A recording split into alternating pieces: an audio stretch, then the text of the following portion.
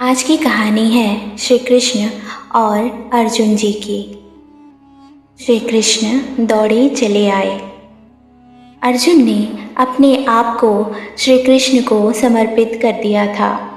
अर्जुन होता हुआ भी नहीं था, इसलिए कि उसने जो कुछ किया अर्जुन के रूप में नहीं, बल्कि श्री कृष्ण के सेवक के रूप में किया। सेवक की चिंता स्वामी की चिंता बन जाती है।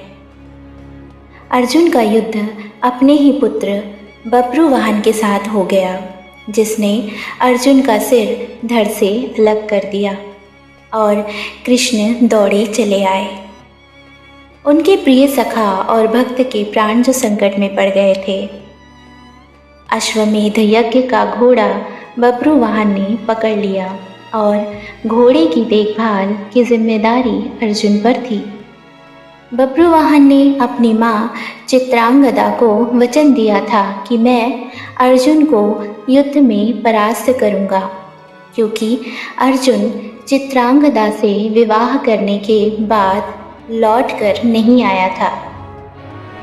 और इसी बीच चित्रांगदा ने बब्रुवाहन को जन्म दिया था। चित्रांगदा अर्जुन से नाराज़ थी और उसने अपने पुत्र को यह तो कह दिया था कि तुमने अर्जुन को परास्त करना है, लेकिन यह नहीं बताया था कि अर्जुन ही तुम्हारा पिता है। और बब्रुवाहन मन में अर्जुन को परास्त करने का संकल्प लिए ही बड़ा हुआ। शस्त्र विद्या सीखी, कामाख्या देवी से दिव्य बाण भी प्राप्त किया अर्जुन के वध के लिए। और अब बब्रुवाहन ने अश्वमेध के अश्व को पकड़ लिया तो अर्जुन से युद्ध अस्वयंभावी हो गया। भीम को बब्रुवाहन ने मूर्छित कर दिया और फिर अर्जुन और बब्रुवाहन का भीषण संग्राम हुआ। अर्जुन को परास्त कर पाना जब असंभव लगा तो बब्रुवाहन ने कामाख्या देवी से प्राप्त हुए दिव्य बाण का उपयोग कर अर्जुन का सिर धड़ से अलग कर दिया। श्री कृष्ण को पता था कि क्या होने वाला है, और जो कृष्ण को पता था वही हो गया। वे द्वारिका से भागे भागे चले आए। दाऊ को कह दिया, देर हो गई तो बहुत देर हो जाएगी, जा रहा हूँ। माता कुंती विलाप करने लगी, भाई विलाप करने लगे। अर्जुन पांडवों का बल था, आधार था, लेकिन जब अर्जुन ही ना रहा तो जीने का क्या लाभ। माँ ने कहा, बेटा तुमने बीच मझधार में यह धोखा क्यों दिया।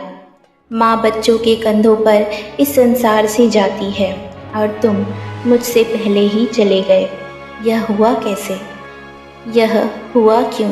जिसके सखा श्री कृष्ण हो, जिसके सारथी श्री कृष्ण हो, वह यूं निष्प्राण धरती पर नहीं लेट सकता। पर यह कैसे हो गया? देवी गंगा आई। माता कुंती को कहा, रोने से क्या फ़ायदा, अर्जुन को उसके कर्म का फल मिला है। जानती हो, अर्जुन ने मेरे पुत्र भीष्म का वध किया था। धोखे से तो अर्जुन को अपना पुत्र मानता था, पुत्र का ही प्यार देता था, लेकिन अर्जुन ने शिखंडी की आड़ लेकर मेरे पुत्र को बाणों की सैया पर सुला दिया था। भीष्म ने तो अपने हथियार नीचे रख दिए थे, वह शिखंडी पर बाण नहीं चला सकता था। वह प्रतिज्ञाबद्ध था, लेकिन अर्जुन ने तब भी मेरे पुत्र की छाती को बाणों से छलनी किया। तुम्हें शायद याद नहीं, लेकिन मुझे अच्छी तरह याद है, तब मैं भी बहुत रोई थी। अब अर्जुन का सिर धड़ से अलग है। बब्रुवाहन ने जिस बाण से अर्जुन का सिर धड़ से अलग किया है, वह कामाख्या देवी माध्यम से मैंने ही दिया था। अर्जुन को परास्त कर पाना बब्रुवाहन के लिए कठिन था। आखिर उसने मेरे ही बाण का प्रयोग किया और मैंने अपना प्रतिशोध ले लिया। अब क्यों रोती हो कुंती? अर्जुन ने मेरे पुत्र का वध किया था और अब उसी के पुत्र ने उसका वध किया है। अब रोने से क्या लाभ? जैसा उसने किया वैसा ही पाया। मैंने अपना प्रतिशोध ले लिया। और प्रतिशोध शब्द भगवान श्री कृष्ण ने सुन लिया। हैरान हुए। अर्जुन का सिर धड़ से अलग था और गंगा मैया भीष्म की माँ अर्जुन का सिर धड़ से अलग किए जाने का अपने प्रतिशोध की पूर्ति बता रही हैं। श्री कृष्ण सहन नहीं कर सके।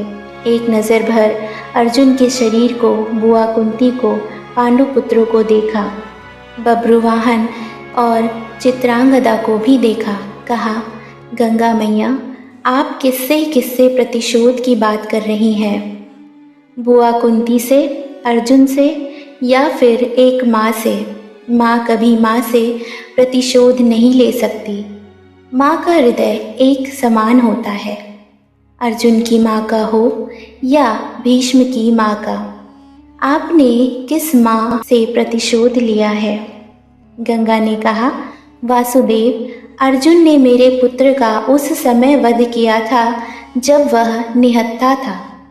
क्या यह उचित था? मैंने भी अर्जुन का वध करा दिया उसी के पुत्र से। क्या मैंने गलत किया? मेरा प्रतिशोध पूरा हुआ। यह एक माँ का प्रतिशोध है।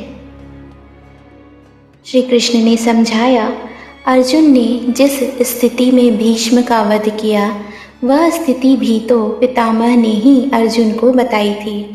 क्योंकि पितामह युद्ध में होते तो अर्जुन की जीत असंभव थी और युद्ध से हटने का मार्ग स्वयं पितामह ने ही बताया था। लेकिन यहाँ तो स्थिति और है। अर्जुन ने तो बब्रुवाहन के प्रहारों को रोका ही है, स्वयं प्रहार तो नहीं किया, उसे काटा तो नहीं।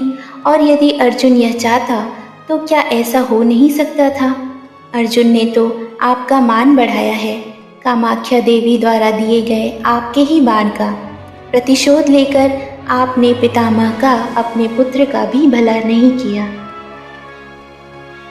गंगा जी दुविधा में पड़ गई। श्री कृष्ण के तर्कों का उनके पास जवाब नहीं था। पूछा, क्या करना चाहिए? जो होना था सो हो गया, आप ही मार्ग सुझाएं। श्री कृष्ण ने कहा, आपकी प्रतिज्ञा पूरी हो गई। उपाय तो किया ही जा सकता है, कोई रास्ता तो होता ही है।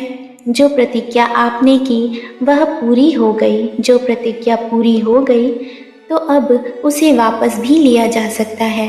यदि आप चाहें तो क्या नहीं हो सकता, कोई रास्ता तो निकाला ही जा सकता है। गंगा जी की समझ में बात आ गई और माँ गंगा ने अर्जुन का सिर धड़ से जोड़ने का मार्ग सुझा दिया। यह कृष्ण के तर्कों का कमाल था, जिस पर श्री कृष्ण की कृपा हो, जिसने अपने आप को श्री कृष्ण को सौंप रखा हो, अपनी चिंताएं सौंपी हो, अपना जीवन सौंप दिया हो, अपना सर्वस्व सौंप दिया हो। उसकी रक्षा के लिए श्री कृष्ण बिना बुलाए चले आते हैं। द्वारिका से चलने पर दाऊ ने कहा, कान्हा, अब अर्जुन और उसके पुत्र के बीच युद्ध है, कौरवों के साथ नहीं, फिर क्यों जा रहे हो? तो श्री कृष्ण ने कहा था, दाऊ, अर्जुन को पता नहीं कि वह जिससे युद्ध कर रहा है वह उसका पुत्र है, इसलिए अनर्थ हो जाएगा और मैं अर्जुन को अकेला नहीं छोड़ सकता। भगवान और भक्त का नाता ही ऐसा है, दोनों में दूरी नहीं होती। और जब भक्त के प्राण संकट में हो तो भगवान चुप नहीं बैठ सकते। अर्जुन का सारा भाव हो और कृष्ण दूर रहे, यह हो ही नहीं सकता। याद रखें, जिसे श्री कृष्ण मारना चाहे कोई बचा नहीं सकता और जिसे बचाना चाहे उसे कोई मार नहीं सकता। अर्जुन और श्री कृष्ण हैं ही एक, नर और नारायण। जय श्री कृष्ण।